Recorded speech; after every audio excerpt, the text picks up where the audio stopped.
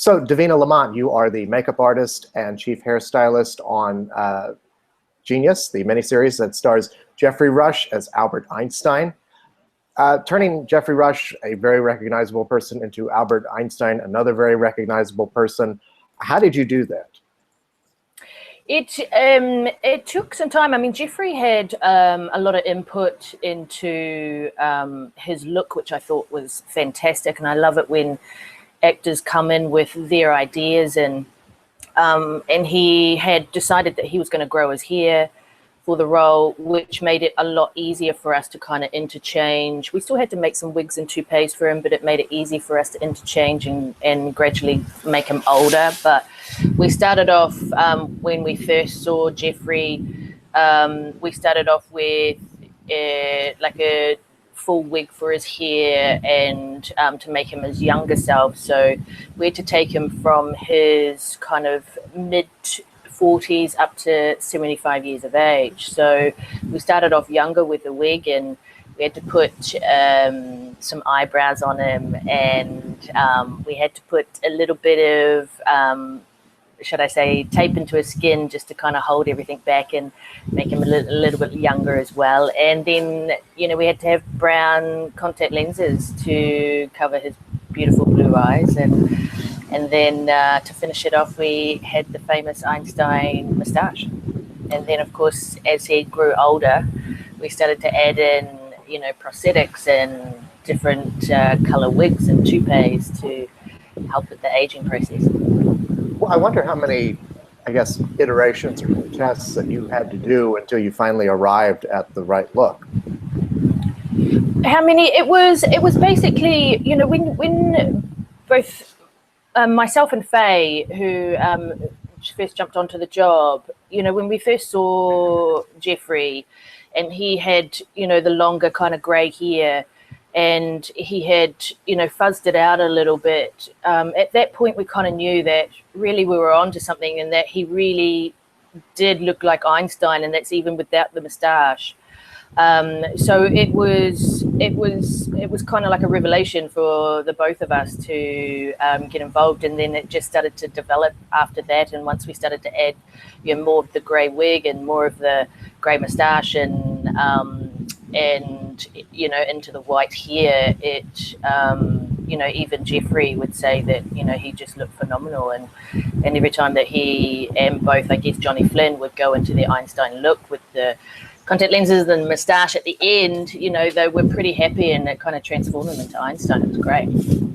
Speaking of Johnny Flynn, I mean, you could not get somebody who looked less like Albert Einstein than Johnny Flynn. So, I mean, what in the world did you do to turn this blonde-haired, blue-eyed young boy into young Albert? Yeah, well, I guess for us, you know, he looked like, from my side of the world, he looked like a blonde surfer.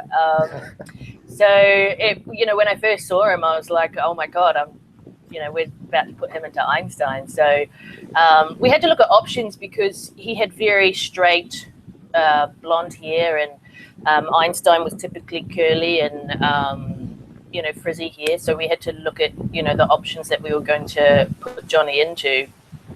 And also I wanted to look into options that he could also live, you know, out in the real world without being, you know, without me having to dye his hair black with a perm every so often. So I started to curl his hair in his younger days, because we had to take him from age 16 up until, you know, early 40s or late 30s.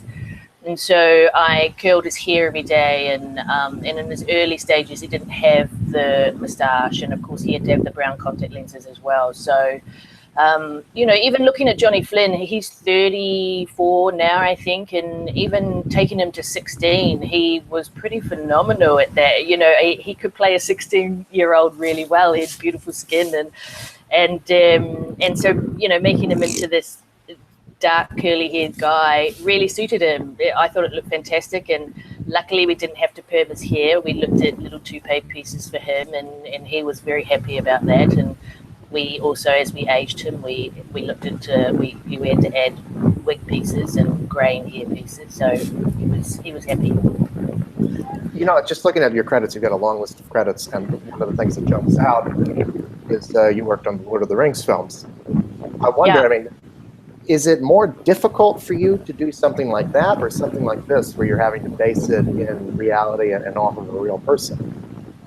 No, definitely more difficult to do, this job, Genius, because everybody has a preconceived idea of what Einstein looked like, and as well as, everybody that's in the science world already knows what the Fritz Haber looks like, and of course everybody knows what Edgar Hoover looks like. So to make the actual real people come to life in the characters that we had is far harder to come across, and mainly because we wanted to hit Einstein out of the park, with both Geoffrey and Johnny, and I wanted it not to just be what I liked. It was more, I had to think about what everybody else thought Einstein looked like, and I think it worked. I really do. It did, and just hearing you talk about conveying the aging process for these two actors. I mean, I think you take for granted how much actual work goes into being able to do that. Can you talk about photographs, continuity, all that kind of stuff, especially working on a TV schedule? Yeah. I mean, it was definitely hard. There were some actors that came in pretty late into the game, and so I was constantly pulling references, and plus, we had Professor Leonard, who was our only actor apart from Einstein that would go through the whole series. So we had to take Leonard from 36 up to 81. So there was a lot of references that we had to kind of pull and where to put each and every stage of his aging, along with probably close to 40 other cast members, where we literally had to age everybody as they came in, and whether it be 10 years or whether it be 50 to 60 years, it was pretty tough going with the amount of research that we had to do, also with keeping up with the on-set requirements and many daily makeup tests with new cast members coming in. So we just had to pull from every direction, and I had to have a number of graying hair pieces that I could interchange into everybody's, whether it be female or male wigs. And I had a team who was constantly making facial hair for me, and because we had to go also from 1890 up to 1955. So it was a long stretch. It was a massive era that we had to also convey into the TV series. You bring up the period, and I think it's another interesting aspect of it, not just with Albert Einstein, but with everybody else in that orbit. Can you talk about how the period affected your work? Yeah, I think it didn't actually affect, or I didn't feel like it affected in the way that I kind of designed and carried on.